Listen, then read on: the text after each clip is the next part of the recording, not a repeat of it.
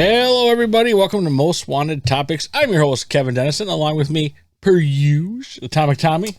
Happy New Year. Happy New Year, I know. It is the end of Christmas. End of Christmas, come and gone once again. Wow, how fast. On to the New Year once again, always kind of an exciting time.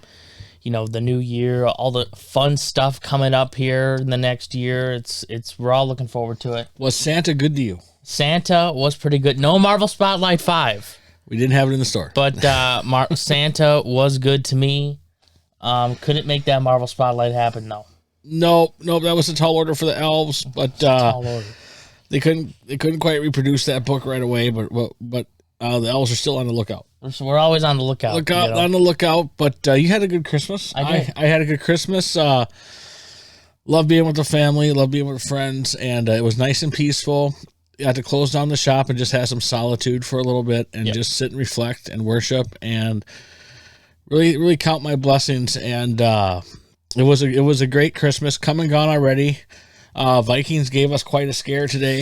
Had that lead, almost blew the lead, but it was close. Man, what the hell? But the good thing is Will Riker too missing couple of misses. We're not going to go there with the kicking thing. We've been down that road. I'm just so happy that the Vikings actually won. They pulled it out. So going into the new year, we still have optimism. Yeah, we still. But I tell you what, and I still got those Chiefs. Chiefs, and the mighty Mafu still has the Lions. So got something to look forward to next week. Wow, the year has flown by. This is our year-end special, everybody. We're going to recap a couple things. We're going to go over some highlights of our favorite stuff during the year. I'm going to start with one of my personal favorites. Is actually getting this show off the ground. Yeah. This is kind of fun. Our first full year of it. Our first full year of doing a show and talking about the store and just comics in general and just having fun and getting the interaction with the customers, with you people out there that haven't been to the store before but watch the channel, and it's just been fun to do this kind of thing, just to unload and vent and just have fun. Yeah, I really have enjoyed doing this, and we're going to keep doing this. Another highlight I had to say was a couple of guests that we had. The Honky Tonk Man. Wow, what was a really lot nice. of fun. He was a lot of fun. A lot of fun. Jimmy Hart, Tim Irwin, near and dear to my heart. Tim Irwin made an appearance and was on the podcast, and even surprised me. Got to hang out with him for the day and go to Vikings. Their whole practice, got to go to their facility and watch them practice and do the whole thing. And wow, what a behind the scenes take that was. That was a surprise. That was a lot of fun for sure. Yeah, even though I wasn't there. No, that was a Kev Bo moment. That was my make a wish. It sounded moment. fun. It was. But boy, I tell you what, the guests that we had, we were lucky. The Brent Schoonover, Burnham, Tom, Keith. The list goes on. Keith Williams, we got to meet a new legendary inker. Get him out here. What a highlight! I mean, these are some great things from us in the store. We grew again. So thank you to all the customers that have come to the store and have become maniacs and partake in the discount program that we have. Coming up here on year 3 of the store. Doesn't it flies by. A lot to reflect on and a lot to be thankful for. Yeah, absolutely. And we want to thank all of you for making this possible. So yeah, what a great new year. Atomic Tommy, let's talk about some things though. Let's talk about some of your favorite highlights of the year for the store before we get into the comics. Yeah, it's been a great year all around. I mean, we've really found our flow with the guests that we're bringing in. And every single one of them has been a joy in their own way to interact with, talk to. All of the wrestlers told amazing stories, provided great experiences for everybody who came to meet them. Even to most of our other celebrities that we brought in, whether it was an athlete or a comic guest. Kevin Tapani was amazing. As we Bill said, Allen from Rad. Bill Allen, that was last year, but he was amazing. Year. That's right. That was last year. To even, again, Keith Williams and the New Pain crew and all of the great comic people that we've had the pleasure to have out to Most Wanted this year, and we look forward to doing hopefully more next year in 2025, which I'm sure we'll get to as we have a few announcements coming up in the show here. But personal highlights, again, I mean, it's just being around the store. I mean, all the people that I've got to meet through the store, the new relationships, the relationships that you build. It doesn't really get talked enough about from a store manager owner perspective. The people that you meet, talk to regularly. So that's always a highlight. I would have to say your biggest one, though, is getting published. Getting published, yeah. Special thanks to Key Champagne, New Pain Picking. Shout out. That was definitely a bucket list moment for me that I plan to keep continuing with. Mm-hmm. And we'll just have to see what 2025 brings for that. But, and a special thank you to New Pain Productions and that whole team. And Keith Champagne gets a lot of credit. Thanks for giving Tommy a shot. He definitely earned it. I think with your mentorship and the way you work, it's just unbelievable, Keith. So we want to say a shout out to you, and thank you for helping Atomic Tommy grow in his work. Thank you. And you did a good job. I'm proud of you. I'm proud of you. Yeah, that was a big moment too. You getting published, and just a lot of moments. A lot of moments this year to really sit and reflect with the new year. Yeah, we all have a lot to be thankful for. But let's talk about some great comics now that came out this year. So, in the spirit of reflection, rather than doing our normal weekly recap and upcoming, I figured we would take this episode to discuss the highlights of 2024, right? My favorite reads and releases that have come out in 2024. For the purpose of this, I'm not going to be talking about anything that came out last year.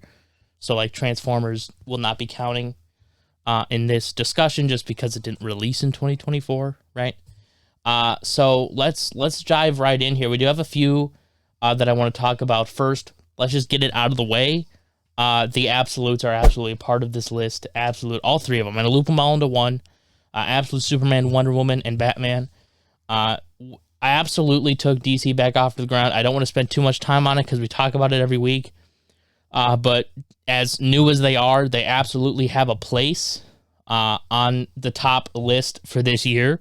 It feels like with every issue, the order in which I like them the most, how I rank the three changes. One day it's Superman number one day it's Wonder Woman number one. So they absolutely have a place on this list, and I cannot wait to see how they grow in 2025 with new titles absolute releasing, like Martian Manhunter, Flash by Jeff Lemire, which is going to be amazing, and Green Lantern. I cannot wait to see how they grow this and how they continue it, but right now it absolutely earns a spot.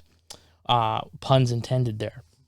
And also, the other thing I'm going to loop together here is Ghost Machine. A lot of the Ghost Machine stuff took off this year. Red Coat, Geiger, Rook Exodus, and now Rockefellers. Every single one of those books is an absolute banger. I would say personally, some of the best stuff on the shelf that you can be reading. 2 issues into Rockefellers, absolutely love it. Geiger, classic. Red Coat, you're a big Red Coat fan, for good reason. I am. Yep. And so, yeah, I mean, can't say enough about the Ghost Machine stuff. I don't really want to. This list, I don't really want to give a particular order to them. I know that might seem like a cop-out to some people, but some of these are hard to rank just because I enjoyed a lot of them so much. I will go over maybe what my favorite one was at the end, but for the purpose of this, these aren't in any particular order, I guess. I should have prefaced that at the beginning, but better late than never. Another top comic, if you're not reading it, we got to be checking out Amazing Spider-Man. Amazing Spider-Man. Sorry, no, Ultimate Spider-Man. You got to be checking out Ultimate Spider-Man. Amazing Spider-Man is unfortunately nowhere near this list, but Ultimate Spider-Man is potentially the best Spider-Man book on the shelf. Just how they handle Peter and how you see him actually a functioning adult with a family, bringing in that family dynamic more personally to Peter, given that he is a father, a husband, bringing that dynamic into the Spider-Man identity. And it was handled really well. One of the things that I've said about the Ultimates is that sometimes they're not different enough. Sometimes they're not they don't go far enough with making changes from the mainline universe. But it never really bugged me with Spider-Man because we were seeing a Spider-Man that actually felt like he had some growth, actually felt like he was more competent, actually was fun to read. And, you know, you'd see Peter get a couple wins here and there, which is not common for the character. So Ultimate Spider-Man is really good. If you're not reading it, again, and that started all the way back in January. So if you're not reading it, I'm sure they'll be releasing a volume 1 soon to check out and catch up, because best Spider-Man book on the shelf. And for those curious, that is the only Ultimate book on the list here. Black Panther didn't make the cut. X-Men, I'd count as an honorable mention, but it's not really a top 10 for me. Others it might very well be, because it is a solid read, and it is a fairly unique and creative read. But for me, it's really not up there. But Ultimate Spider-Man is. So another one that we have to talk about now, moving on. Uncanny X-Men. Uncanny X-Men, an absolute joy. Sort of a shock, a surprise to come out of the X-Men reboot. I wasn't really sure going into that which one was going to be the best. You know, I wasn't sure if it was going to be X-Men on top or one of the miniseries. But Uncanny X-Men has absolutely stolen the show. Gail Simone knocking out of the park, the character work, the action, even to the new characters that are being introduced are a lot of fun. The dynamic there is a lot of fun. I know I've heard some people say that they prefer, you know, there doesn't need to be new X-Men characters. There's so many you could pull from. But I do like the introduction of new characters. I like how they work that into sort of the rebuilding of the X-Men, the rebuilding of the identity. And that works really well when you bring in new characters to do that with. So Uncanny X-Men has just been a joy every issue. If you're not checking out Uncanny X-Men, that's definitely a top book of the year. And now I got to move on to a few mini-series here to sort of round out the list. It is a bit of a shorter list, and I will talk about why in a little bit. But I do want to talk about 2 mini-series. One, Avengers Twilight. Avengers Twilight came out of nowhere this year. Chip Zdarsky, classic, right? Chip Zdarsky is an amazing writer, did some great stuff on Daredevil last year and the year before, and is absolutely killing it currently with what he's doing now. And Avengers Twilight is absolutely no exception. That was a great Captain America story. I mean, if you're looking for a good sort of classic Captain America feel-good story, this was a great one. He was the main character, bringing the world out of darkness back into you know, the heroic, and you know, bringing right versus wrong back to the centerfold when it becomes blurry. You know, it was a really interesting read, giving the things going on in the current world. It was one of those things that felt relatable, even though it was kind of in a dystopian future fictional world, which can be you know, kind of towed line. Those can be on thin ice kind of stories. If it goes too far one way, not far enough, you know, it doesn't always work. But this one definitely did. And it was a great Captain America story. It was a great right versus wrong story. And it had a really satisfying payoff with some really cool futuristic takes on some characters like Luke Cage. And even like Daredevil, you know, you see these characters come back. So that book was a lot of fun. And then another one that's wrapped up recently, the last book I want to mention before I talk about what's been my favorite read, is Plastic Man No More. This has been a very recent mini-series coming out of DC. Started before the Ultimates, or before the Absolutes, before any of that. Plastic Man No More, a great character study on Plastic Man. A really nice, heartfelt story that really dives into who Plastic Man is and how he's viewed by the rest of the Justice League. That book, you know, I just actually read the last issue that came out, I think, last week, a couple of days ago, and it made its way onto this list. So that's sort of the top books of this year. Let me know what you think. Let me know your top books of the year. My favorite one, though, the one that I enjoyed the most, Uncanny X-Men. Uncanny X-Men, again, I talked about it. It was great. I was never really a huge X-Men fan until I started watching more of the 90s show, and I watched 97, reading a little bit more of the Byrne stuff. Yeah, that reboot with the 97 cartoon, that was a good cartoon. That was a good cartoon. Probably the best piece of comic book media of the year, but I don't really want to get into that. I want to leave that one there as a little high. Yeah, we'll leave that alone for now, but that was just a great show. But yeah, Uncanny X-Men, I think, is my favorite book to release this year. And the reason why the list was a little bit shorter, and you could probably agree, is that some of these books have been kind of hard to read. You know? I mean, they're getting better. Again, Absolute stuff is great. Ultimate Spider-Man, but a lot of the stuff out from DC this year was not great. No. Most of it up until Absolute came out was just garbage. And Marvel was put out nothing but garbage. Yeah, Marvel. And they're still having trouble. They're starting to improve a little bit. Now, lately, they've been coming out with some good stuff, but still, it's not up to par. You know, like I said, everything's been focusing on the new Absolute, the DC stuff, the James Gunn stuff. And a lot of it's just been garbage. Marvel's trying to come back strong with their Captain America series. I love reading these comics. I love talking about them here. But I would be lying to you guys if keeping up with some of these titles wasn't a chore sometimes. Especially when we're talking about DC, you know? Reading Detective Comics, and Detective Comics is one of their better titles, but it's just not easy sometimes. It's not easy. Reading Superman wasn't always easy, So it's like, and every title has their ups and downs, but it feels like with DC, there's just more downs than ups. Well, hopefully they fix it like Image fixed their problem. I know. Image keeps knocking it out. Image does. And on to Image, before we move on, a book coming up in 2025 that I'm really excited for. Invincible Universe. Battle Beast. Invincible Universe coming back into comics. Battle Beast, that is going to be absolutely insane.